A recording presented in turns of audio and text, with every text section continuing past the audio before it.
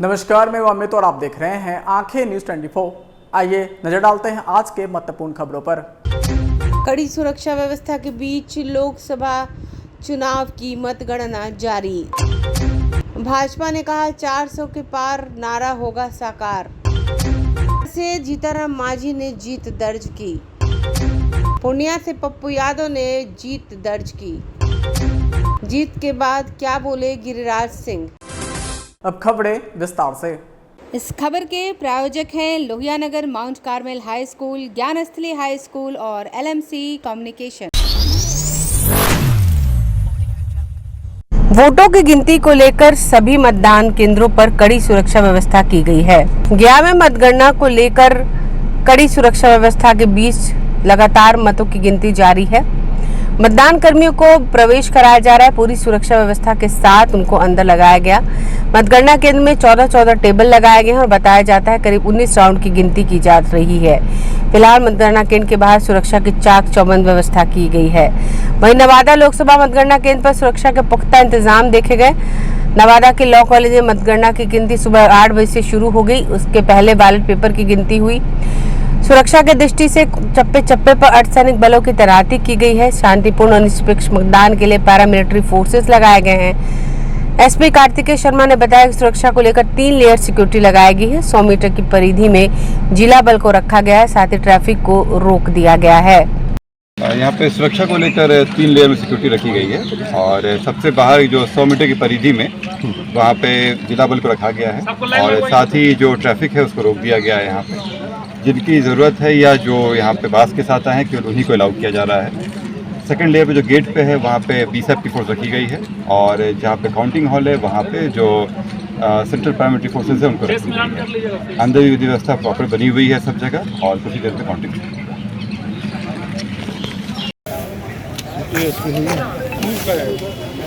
यहाँ पीना नहीं पाइएगा, कोई आने नहीं देगा। इस तरह ये 24 घंटा कैसा है क्या हाल है।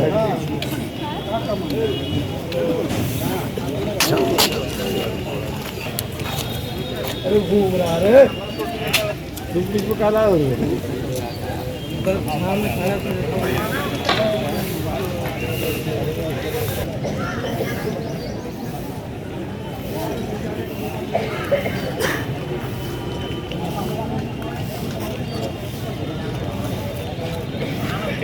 चलिए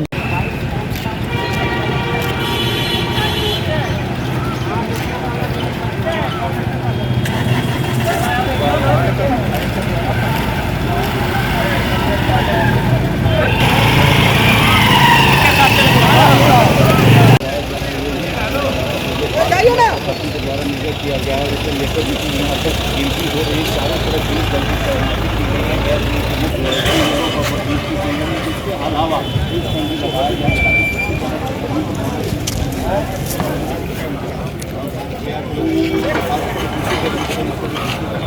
हो जाएगा।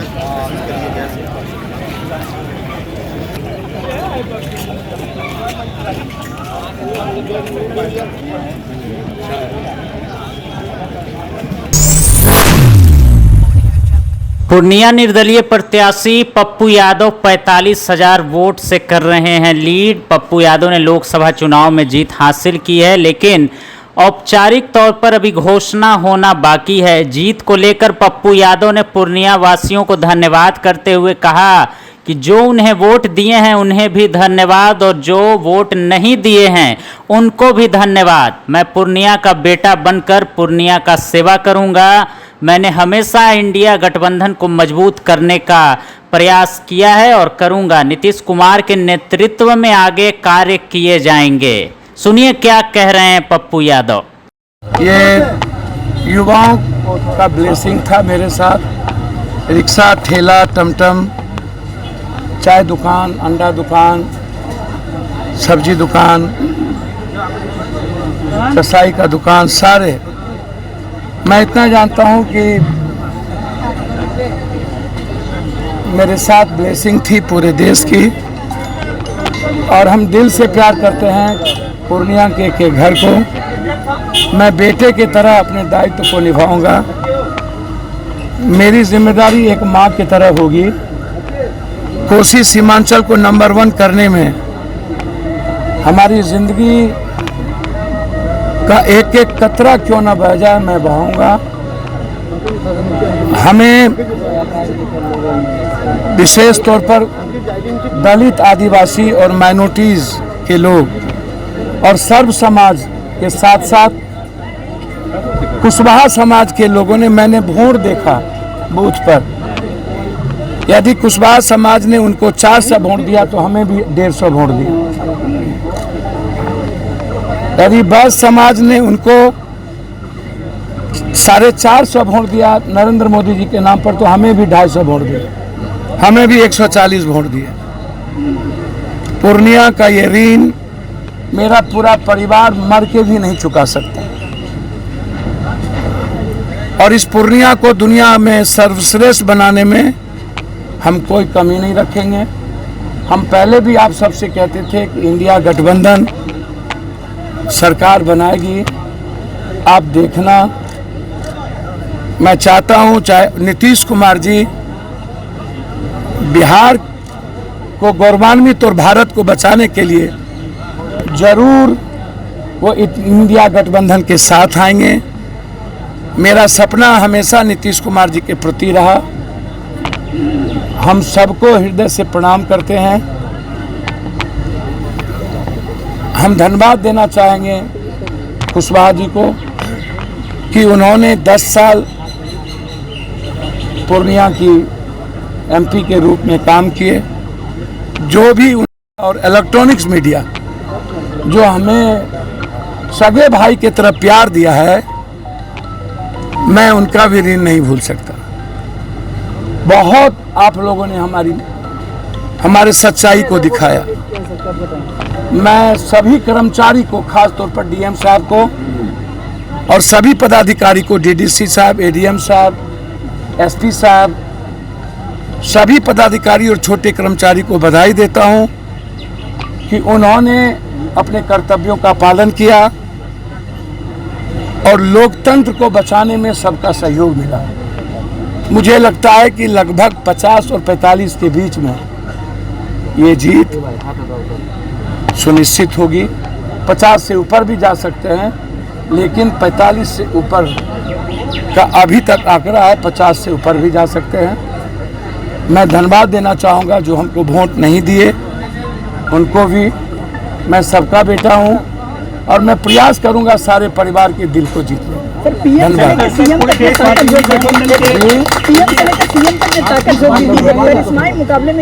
सर, सीएम साहब 3 दिन रहे, एक पार्टी 6 दिन रहे।